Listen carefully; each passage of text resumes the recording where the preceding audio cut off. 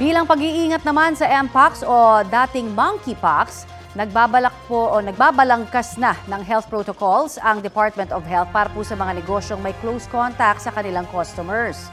Kabilang po dyan ang mga salon, barbershop at spa. Sa panayam po ng Super Radio DZBB kay Assistant Health Secretary Albert Domingo, walang mawawala kung magsusuot po ng gloves at face masks ang mga empleyado. Anya, nananatiling prioridad ang kanilang kalusugan para maipagpatuloy rin ang operasyon ng mga establishmento. Samantala, naghayag na ng intensyon sa World Health Organization ang ating gobyerno para makakuha po ng smallpox vaccines na ginagamit ng ilang bansang panlaban sa Mpox. Sa ngayon, wala pang supply ng bakuna kontra Mpox sa Pilipinas. Ayon sa DOH, inuuna ang buhos ng bakuna sa Africa kung saan may krisis na dahil sa sakit.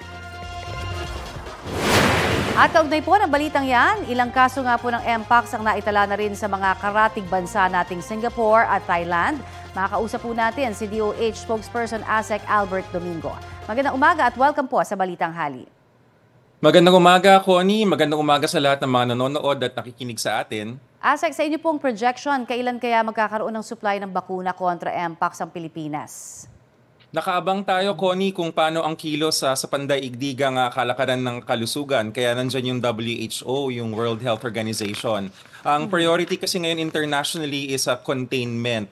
Yung binabantayan natin dito, yung sinasabing Clade 1B. Meron kasing dalawang clade yung Mpox. Yung nakita natin na kamakailan lang nung linggo, kung di ako nagkakamali last Sunday, no?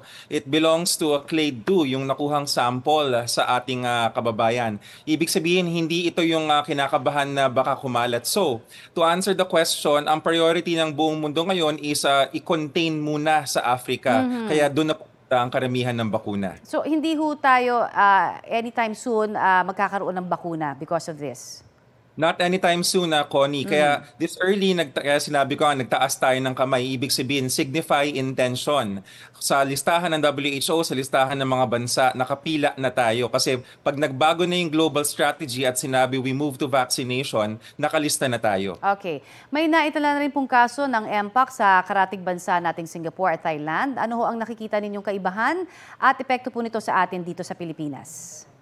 Diyan tayo, medyo nababahala, Connie, dun sa natala sa Thailand. No? Kagabi pumutok yung balita niyan. We had to verify at mukhang yung Clade 1B na sinasabi nga nating binabantayan nakarating sa Thailand. Thailand is only 3 hours away by plane from us. We are not saying na matakot tayo sa Thailand. Magaling ang mga Thai pagdating sa public health. Kaya tayo ay nagmamatsyag kung paano nila kinocontain ito. So we can also do the same when it will reach us. At narinig niyo po ng tama ang sinabi ko, when it reaches us, kasi it's only a matter of time, especially given the interconnectivity of nations today. At yung pong variant na yon ang mabilis makapangawa?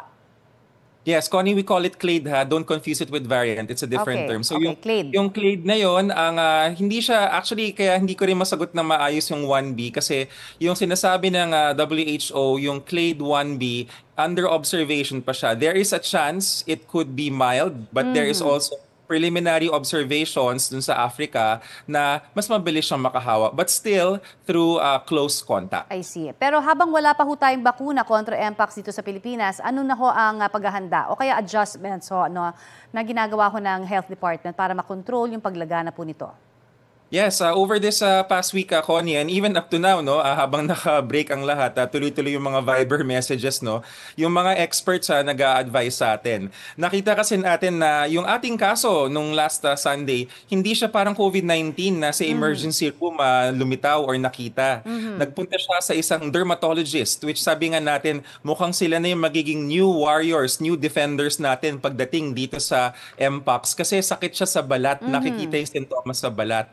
So, ka-meeting natin doon there was a representative from the Philippine Dermatologic Society and many other experts in infectious diseases. Andyan lagi yung mga infectious disease specialists. At napag-usapan, paano ba yung magiging referral networks at paano natin papadaliin at gagawing convenient ang pag-test para sa Mpox para mas maraming matest at malaman at matulungan na mag-isolate kung kailangan. I see. At maiba naman po ako, no, kaugnay naman po ito sa pagbabantay natin sa kaso po ng dengue na siyang tumataas din po ngayon.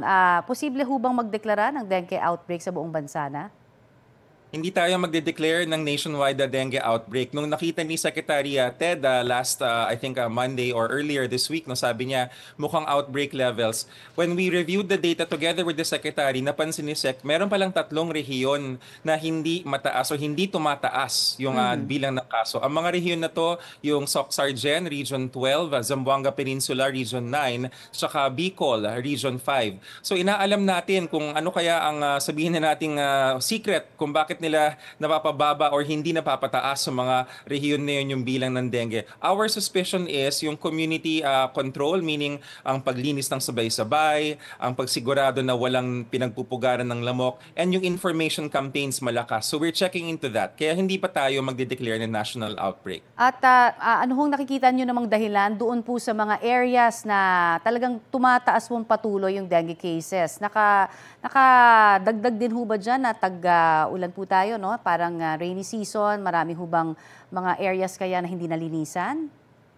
That's correct, Connie, no? Ang dengue kasi ay isang seasonal na sakit, no? Pagka talagang bumuhos ang ulan, tubig kasi yung dala ng ulan at doon naiipon at nagkakaroon ng kitikite. Nakikita ko sa monitor ngayon yung mga lamok. So pagka nagkaroon tayo ng kitikite, magiging dengue yan kasi pag lumipad na yan at naging lamok, taglay na nila, kukuha sila ng dugo sa isang taong may dengue, pagkagat nila sa kabila, hawa na. So talagang kailangan yung clean up campaigns natin para wag tayong dapuan ng lamok. Wala ho tayong nakikita ngayon na pwede hong vaccine, no, na po pwedeng pumasok sa bansa para ho sa dengue kaya?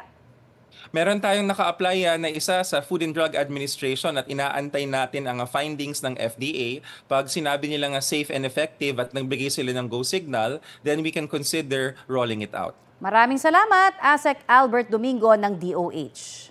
Salamat!